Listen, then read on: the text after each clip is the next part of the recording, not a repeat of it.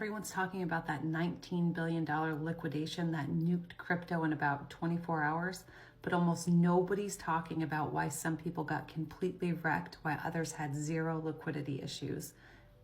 On October 10th and 11th, we saw the largest liquidation event in crypto history.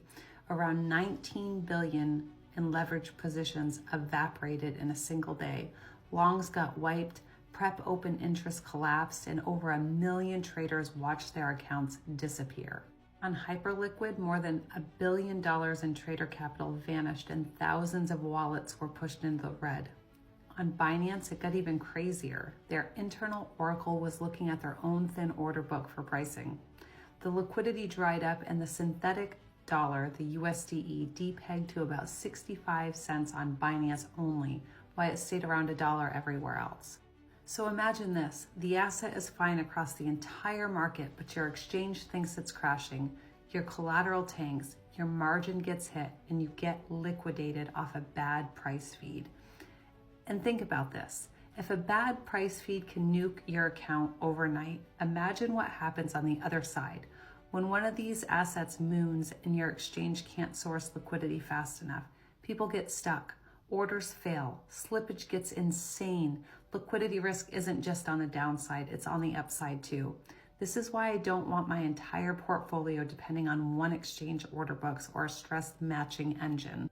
Caleb & Brown doesn't operate like a typical retail exchange. They're an OTC brokerage, which means they pull liquidity from multiple sources.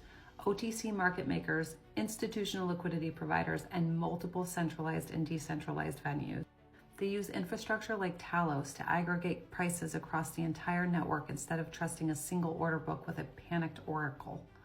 So when exchanges are glitching, spreads are blowing out, or internal price engines are hallucinating a 35% crash that's not real, an OTC desk can still route into the best liquidity available, not just one stressed marketplace. And that's the key difference. Over-leveraged traders on isolated exchanges get auto-liquidated because the value is stressed. Meanwhile, aggregated liquidity across many providers with a human broker behind it protects execution away from the chaos.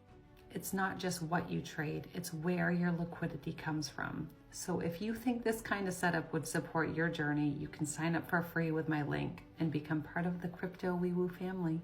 The link is in the bio. Just check the link tree. Not financial advice, for educational purposes only. Have a great night, guys.